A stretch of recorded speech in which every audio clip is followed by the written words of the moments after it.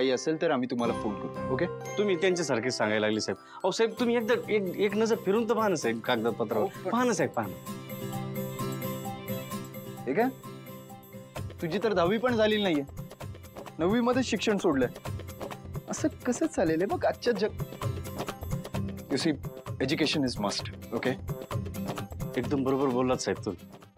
म्हणून मी यंदा 10वीची परीक्षा दिली साहेब. मी आणि माझी मुलगी एकाच वर्गात आहे साहेब 10वीच्या. काय, तू आणि तुझी मुलगी एकत्र 10वीला आहात? हो साहेब. एकत्र 10वीची परीक्षा दिली आहे तुम्ही? हो साहेब, मी आणि माझी मुलगी एकाच वर्गात आहे साहेब. काय नाही साहेब, आता मुलीचं वय आहे सर शिक्षण घ्यायचं. ते तिला म्हटलं तुला वाटेल तेवढं शिक बाई, मी नोकरी करतो. म्हणून मला नोकरीची गरज आहे साहेब. पण मग आधी शिक्षण पूर्ण का नाही केलं? परिस्थिती आपल्या मागं पुढं कोण नाही साहेब रडायला. इथं कोण कागद काळे करणार आहे साहेब. पण शिक्षण नाही तर तुम्हाला कोणी विचारत नाही. मग मी माझंच ठरवलं साहेब की आपण शिक्षण घेतलं पाहिजे.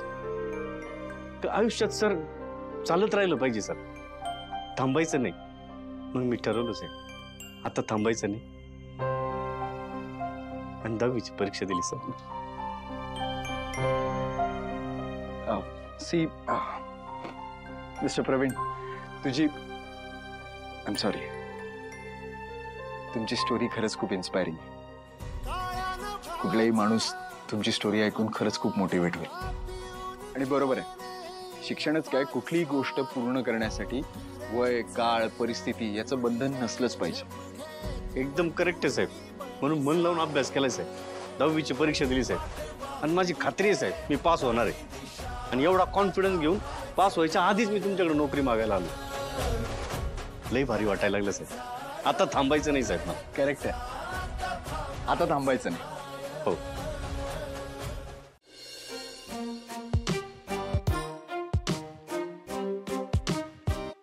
दामिनी काकू आणि मोहन काका तर गेले.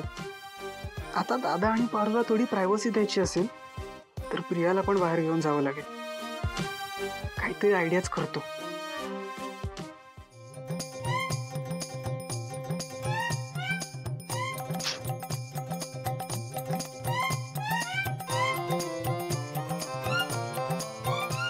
काय झालंय प्रीतम? माझा मूड नाही. का? का मूड नाहीये? मी म्हंटल ना माझा मूड नाही, नंतर बोलू आपण. ठीक आहे, नका बोलू.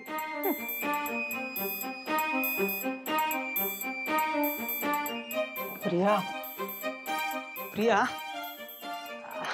ऐक ना. आता मला नाही ऐकायचं, माझा मूड नाहीये. प्रिया ऐक ना. बर, बोला. आपण असं बरेच दिवस कुठेतरी बाहेर छान मूवीला नाही गेलोय ना? हो ना, पण काय करणार, तुम्ही आता एवढे मोठे बिझनेसमॅन आहात, तुम्हाला माझ्यासाठी कसा वेळ असेल ना. ठीक आहे, असू दे, माझी काहीही तक्रार नाही. का? का नाहीये तक्रार? अरे दामिनी काकू बघ ना, मोहन काकाकडे किती तक्रार करते. हा, बरोबर सगळं वसूल करून घेते नवऱ्याकडून. आज पण बघ, त्यांची अॅनिव्हर्सरी आहे तर मस्त बाहेर फिरायला गेलो. जाऊ दे की मग. एवढी वर्ष झाली त्यांच्या लग्नाला तरी इतके छान रोमॅन्टिक वागतात ते. आणि आपण 1 वर्ष नाही झालं लग्नाला तर सारं मूवीला पण बाहेर जाऊ शकत नाही. शी. बर, ठीक आहे, जाऊया आपण. कधी जायचं? लगेच. बघ साईट पण ओपन आहे, लगेच बुक करतो. हो एवढी. प्रीतम सर, प्रिया मॅडम, जेवण तयार आहे, जेवायला चला. आज नाही, आज नाही, आज आम्ही बाहेर जातोय जेवायला. प्रीतम, पारू बघा, ऍक्च्युली मी आणि प्रीतम आज मूवीला चाललोय ना, सो येताना डिनर करूनच येऊ. तसं वेळेतच येऊ आम्ही, पण आम्ही येईपर्यंत तू थांबशील ना इथेच? नाहीतर मी काय म्हणते, तू पण चल ना आमच्यासोबत. नाही नाही नाही, पारू आपण नंतर जाऊया. आणि तसंही आज घरात कोणी नाहीये ना, दादा पण ऑफिसला गेलाय. तू घरीच थांब. हरकत नाही, हरकत नाही, मी थांबते, तुम्ही जाऊन या. हा, काय चल, उशीर होईल आपल्याला. चल चला. चल चल चल चल चल चल चल.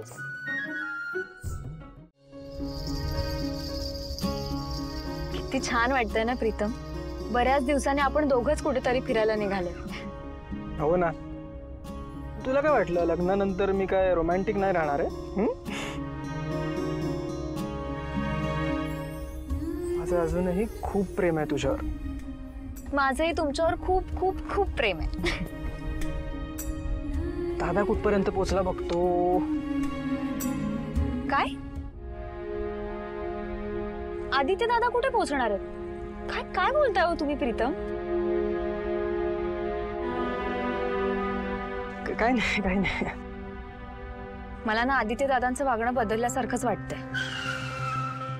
प्रीतम प्रीतम अहो, काय झालं? काय नाही. आपण जेवायला जायचंय ना, कुठे जायचं ते. प्रीतम विषय बदलू नका. हे बघा तुमचं आणि आदित्य दादांचं काय चाललंय ना नेमकं मला कळत नाहीये. पण तुम्ही दोघं माझ्यापासून काहीतरी लपवताय असं वाटतंय मला.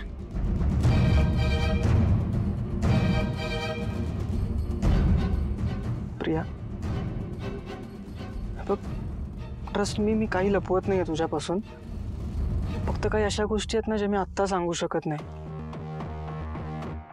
प्लीज. प्रीतम हे बघा माझा तुमच्यावर पूर्ण विश्वास आहे. फक्त माझ्यापासून काही लपवू नका. मला अंधारात ठेवू नका. मला माहिती आहे तुम्ही काही चुकीचं नाही करणार. Don't worry. I trust you. बरं चला उशीर होतोय ना आपल्याला. हो.